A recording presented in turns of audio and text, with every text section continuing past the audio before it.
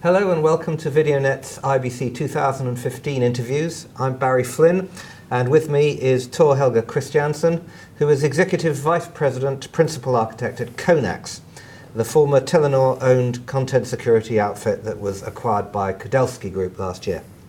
Tor, welcome. Thank you. There's been a lot of noise about watermarking at IBC already this year, and Conax has been one of the companies making it.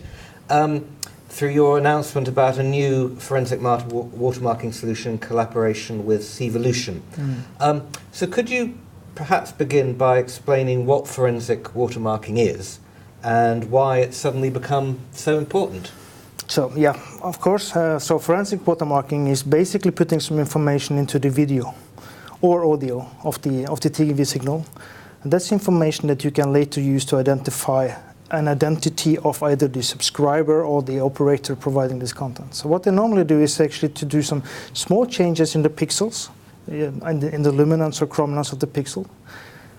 It's invisible to the user, but it's enough information in there so that you later can extract this information. So this gives you the possibility also then to track down content that has been leaked illegally somehow.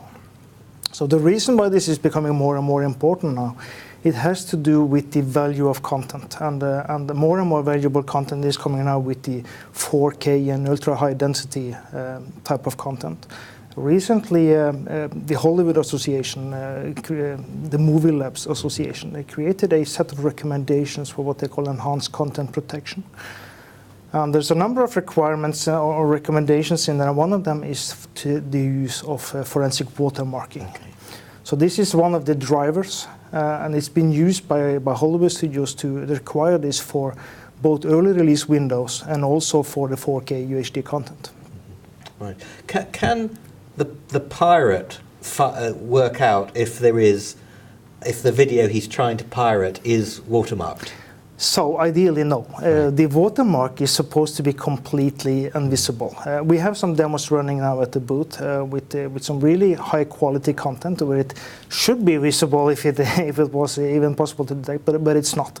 It's supposed to be really invisible, but it's supposed to be also very resilient. So if you do some modifications on the content, if you do a camcorder recording of the content, if you do cropping and resizing and even changing the color and so on, it will still be there. So it's supposed to be very robust to all these kinds of tech, but it's probably not a bad thing for the operator to let the audience know that it is watermarked, because that has a preventive effect. Sure.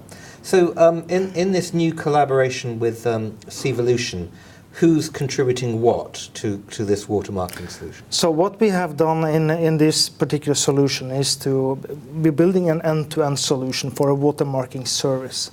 So Conax is then providing the security components. We're building an architecture in the set-top box, which then can host a watermarking solution. So you do the execution environment, the secure execution of the watermark client. We do the identification of the subscriber securely. So the CA identity becomes the watermark identity, tracking back to the subscriber. We can also control this turning on and off the watermark. And then once there has been an attack and you trace it back to the subscriber, we're also part of the services of shutting down or sending a message to the subscriber that you are violating copywriting content here. So that's one of the things that we do. And then Sevolution is then the first one we have integrated with, which is the first watermarking solution we integrated into that architecture. We will do other watermarking technologies later on. But as I mentioned, this is an end-to-end solution. So it's not just about adding the watermark. We also need services in order to detect the watermark and to trace it back to the subscriber and so on. And for this, we're working with our sister company, Kudelski Security. So they provide anti-piracy and forensic services to go out into the internet, do web crawling, searching for illegal copies of content.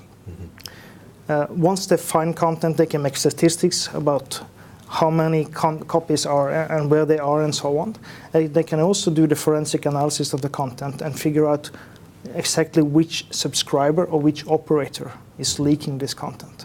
And that again can be used as evidence given back to the operator, used as evidence to take legal actions, or you can take legal actions against the pirate website, or you can use it for shutting down the subscriber doing this.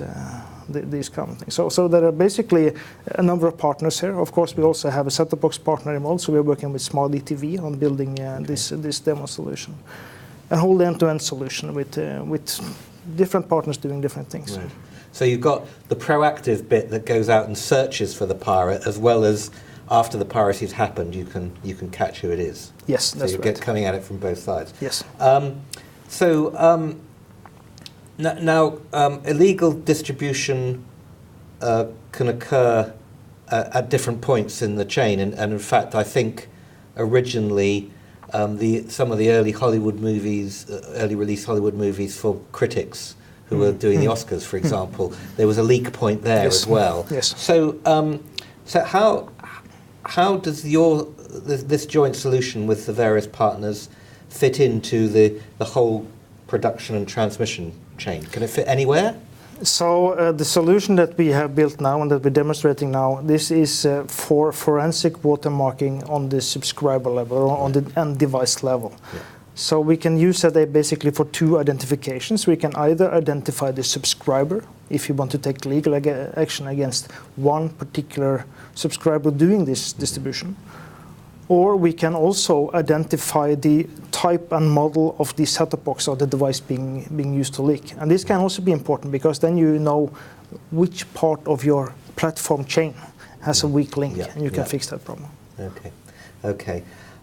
Now, what's the significance of the fact that you've chosen to demonstrate this new solution working in an ultra-high def environment?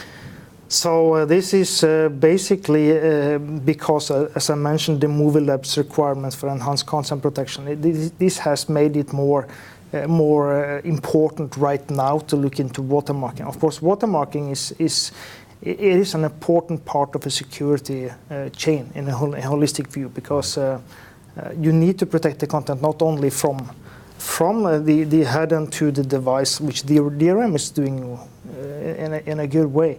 But if you do a camcording of the video and spread that on the internet, then you need watermarking to track that down. So it's a holistic view. And it has become more important right now because of these new requirements for 4K and UHD. Is it more difficult to do watermarking in a UHD environment, or is it easier? Because you've got to hide the watermarking in a much higher resolution signal. Yes.